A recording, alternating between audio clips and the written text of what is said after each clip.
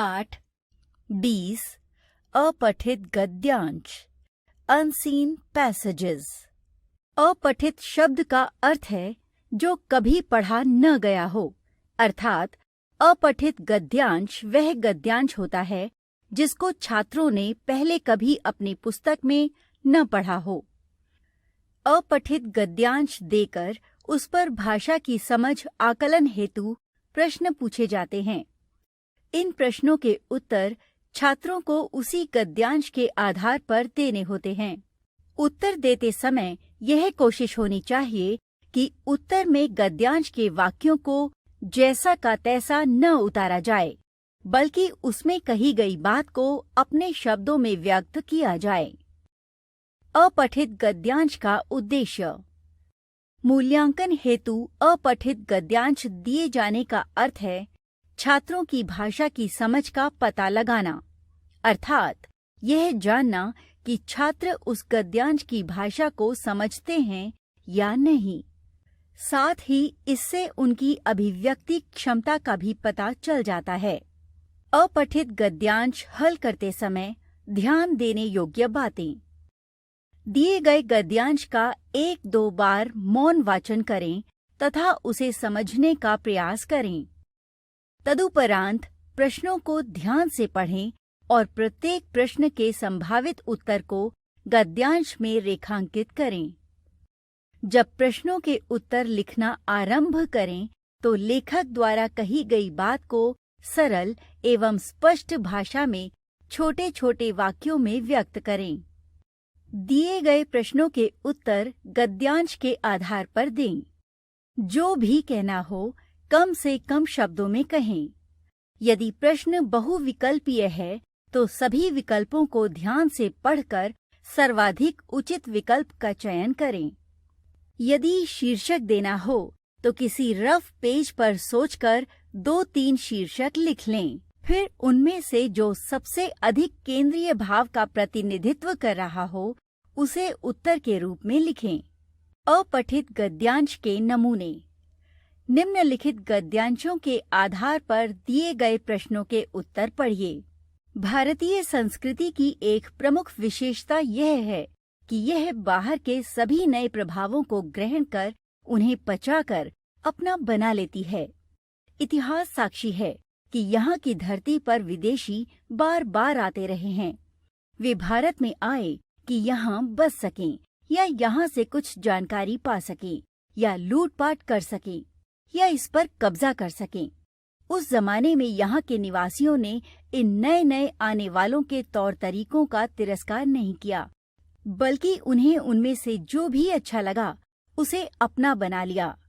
इस विशेष गुण ने ही हमारी प्राचीन संस्कृति को आज तक जीवित रखा है।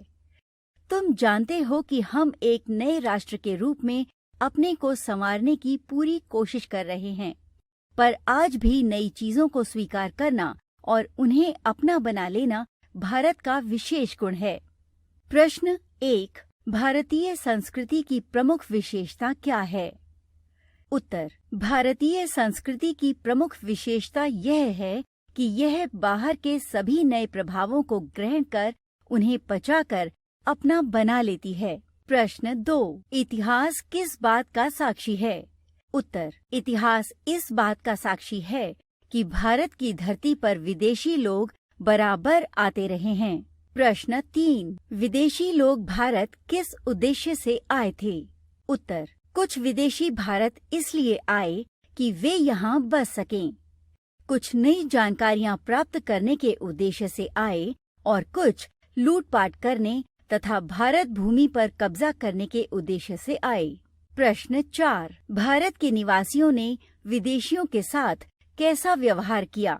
उत्तर: भारतीयों ने विदेशी आगंतुकों का तिरस्कार नहीं किया, बल्कि उनकी जो भी बातें अच्छी लगीं उन्हें अपना लिया। प्रश्न 5. भारत का विशेष गुण क्या है? उत्तर: नई चीजों को स्वीकार करना और उन्हें अपना बना लेना भारत का विशेष गुण है। प्रश्न 6. प्रस्तुत गद्यांश का उद्देश्य शीर्षक लिखिए। उत्तर: शीर्षक: भारतीयता। अंडमान के मूल निवासियों में प्रमुख हैं ओंगी, तथा अंडमानी। नाटे कद के औंगी गोलाकार कुटिया में रहते हैं। जहाँ सोते हैं वहाँ सदा आग जलाकर रखते हैं। वहीं अपना भोजन भी बनाते हैं। औंगी तीर कमान से मछली का शिकार करते हैं। वे जीवित केकड़े को भून कर खाते हैं। शहद की मक्खी का छाता देखकर औंगी नंगे बदन पेड़ पर चढ़कर उसका मधु खा जाते हैं। वे तोनजोथ नामक वृक्ष की पत्तियां चबाकर उसकी लुगदी अपने शरीर और सर पर मल लेते हैं। पत्तियों को चबाते हुए वे उसका रस मधुमक्खियों पर थूकते जाते हैं। मधुमक्खियां उस रस से दूर भाग जाती हैं और औंगी सारा शहद निकाल लेते हैं। यदि औंगियों को कहीं पानी पीने को न मिले तो वे वन में एक महालता बेल की पत्ती तोड़कर अपने मुंह में रख लेते हैं और अपनी प्यास बुझा लेते हैं। अतिथि सत्कार करते समय मेहमान को आदर देने के लिए उसे गोद में बैठाते हैं। इसी तरह विवाह के समय एक दूसरे के गले में बाहें डालकर दूल्हे को दुल्हन की गोद में बैठाया जाता है। प्रश्न 1। अंडमान के प्रमुख मूल निवासी कौन हैं? उत्तर: औंगी तथा अंडमानी अंडमान के प्रमुख मूल निवासी हैं। प्रश्न 2। औंगी कहाँ और कैसे रहते हैं? उत्तर: औंगी गोलाकार कुटिया में रहते हैं। जहाँ सोते हैं वहाँ सदा आग जलाकर रखते हैं। वहीं अपना भोजन बनाते हैं। प्रश्न 3। औंगी अपना भोजन किस प्रकार प्राप्त करते हैं? उत्तर: औंगी लोग तीर कमान से मछली का शिकार करते हैं तथा जीवित केकड़ों को भूनकर खाते हैं। प्रश्न 4। नंगा बदन होते हुए भी मधुमक्खियां औंगी लोगों को क्यों नहीं काटती? उत्तर: वे तोनजोथ नामक वृक्ष की पत्तियां चबाकर उनका रस मधुमक्खियों पर थूकते जाते हैं। मधुमक्खियां उस रस से दूर भाग जाती हैं और वे शहद निकाल लेते हैं। प्रश्न 5। पानी न मिलने पर औंगी लोग अपनी प्यास कैसे बुझाते हैं? उत्तर: यदि पानी नहीं मिलता तो वे एक महालता बेल की पत्ती तोड़कर अपने मुंह में रख लेते हैं और अपनी प्यास बुझा लेते हैं। प्रश्न 6। प्रस्तुत गद्यांश का उपयुक्त शीर्षक लिखिए। उत्तर: शीर्षक: अंडमान के मूल निवासी।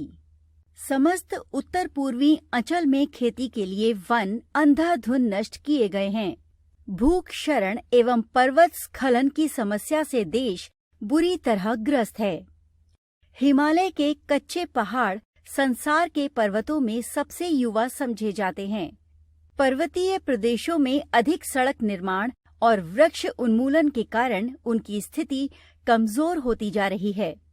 पर्वतीय प्रदेशों में खानाबदोश चरवाहों के पास भेड़ बकरियों के विशाल झुंड होते हैं। एक एक चरवाहे के पास 1000 या इससे भी अधिक भेड़ें होती हैं। शीत ऋतु समाप्त होते ही ये ऊपर की ओर चढ़ना प्रारंभ कर देते हैं। भेड़ बकरियों के विशाल झुंडों द्वारा वनस्पति की बर्बादी होती है। पर्वतों में अंधाधुंध कटान की दोहरी मार इनके अस्तित्व को भयानक रूप से चुनौती दे रही है। प्रतिवर्ष वर्षा का पानी अपने साथ इन वनस्पति विहीन नंगे पहाड़ों से करोड़ों टन मिट्टी बहाकर नदियों में ले जाता है। इससे देश में विनाशकारी बाढ़ें आती हैं। पर्वत स्खलन एवं मिट्टी के नदियों में बहकर आने पर नियंत्रण पाने के लिए हिमालय के कुछ पर्वतीय प्रदेशों में योजनाएं बनी हैं, जिनके अंतर्गत जल संरक्षण एवं वृक्षारोपण, भूमि संरक्षण तथा चरवाहों द्वारा वनस्पति विनाश पर नियंत्रण आदि कार्य सम्मिलित हैं। विभिन्न योजनाओं द्वारा देहातों में रहने वाले व्यक्तियों के सहयोग से बंजर भूमि तथा क्षतिग्रस्त वनों में ईंधन योग्य तथा फल एवं चारा देने वाले वृक्ष रोपे जा रहे हैं। उनमें यूकलिप्टस वृक्ष विशेष रूप से रोपे जा रहे हैं। प्रश्न 1। संसार के पर्वतों में कौन से पहाड़ सबसे युवा समझे जाते हैं? उत्तर: संसार के पर्वतों में हिमालय के कच्चे पहाड़ सबसे युवा समझे जाते हैं। प्रश्न 2, पहाड़ों की स्थिति कमजोर क्यों होती जा रही है? उत्तर, अधिक सड़क निर्माण तथा वृक्ष उन्मूलन के कारण पहाड़ों की स्थिति कमजोर होती जा रही है। प्रश्न 3, शीत ऋतु समाप्त होते ही चरवाहे क्या करते हैं? उत्तर, शीत ऋतु समाप्त होते ही चरवाहे अपनी भेड़ बकरियों को लेकर ऊपर की ओर चढ़ना आरंभ कर देते हैं। प्रश्न 4, प्रतिवर्ष देश में विनाशकारी बाढ़ों के आने का प्रमुख कारण क्या है? उत्तर, पर्वतों में अंधाधुंध कटाव तथा चरवाहों की भेड़ बकरियों द्वारा वनस्पति की बर्बादी के कारण वर्षा का पानी इन वनस्पति विहीन नंगे पहाड़ों से करोड़ों टन मिट्टी नदियों में ले जाता है, जिससे देश में विनाशकारी बाढ़ें आती हैं। प्रश्न 5, हिमालय के कुछ पर्वतीय प्रदेशों में कौन कौन सी योजनाएं बनी हैं? उत्तर, जल संरक्षण एवं वृक्षारोपण, भूमि संरक्षण तथा चरवाहों द्वारा वनस्पति विनाश पर नियंत्रण आदि कार्यों से संबंधित योजनाएं बनाई गई हैं। शिक्षा मनुष्य को मस्तिष्क और शरीर का उचित प्रयोग सिखाती है। वह शिक्षा जो मनुष्य को पाठ्य पुस्तकों के ज्ञान के अतिरिक्त गंभीर चिंतन न दे सके, व्यर्थ है। यदि हमारी शिक्षा सुसंस्कृत, सभ्य, सचरित्र एवं अच्छे नागरिक नहीं बना सकती, तो उससे क्या लाभ? सहृदय, सच्चा किंतु अनपढ़ मजदूर उस स्नातक से अच्छा है जो निर्दय और चरित्रहीन है। संसार के समस्त वैभव और सुख साधन भी तब तक सुख नहीं बनाते जब तक मनुष्य को आत्मिक ज्ञान न हो। बहुविकल्पीय प्रश्न। 1, शिक्षा मनुष्य को क्या सिखाती है? क, मस्तिष्क व शरीर का उचित प्रयोग। ख, बुद्धि का उचित प्रयोग। ग, बल का उचित प्रयोग। घ, उपर्युक्त सभी। 2, सहृदय, सच्चा किंतु अनपढ़ मजदूर किस स्नातक से अच्छा है? क, जो निर्दयी है। ख, जो चरित्रहीन है। ग, जो निर्दय और चरित्रहीन है। घ, जो सुसंस्कृत है। 3, वह शिक्षा जो मनुष्य को पाठ्य पुस्तकों के ज्ञान के अतिरिक्त गंभीर चिंतन न दे सके, किस प्रकार की शिक्षा है? क, व्यर्थ है। ख, अच्छी है। ग, आत्मिक ज्ञान देने वाली है। घ, उपर्युक्त सभी। 4, संसार के समस्त वैभव और सुख साधन मनुष्य को कब तक सुखी नहीं बना सकते? क, जब तक वह धनवान न हो। ख, जब तक उसे भौतिक ज्ञान न हो। ग, जब तक उसे आत्मिक ज्ञान न हो। घ, उपर्युक्त सभी। 5, उपर्युक्त गद्यांश का उचित शीर्षक बताइए।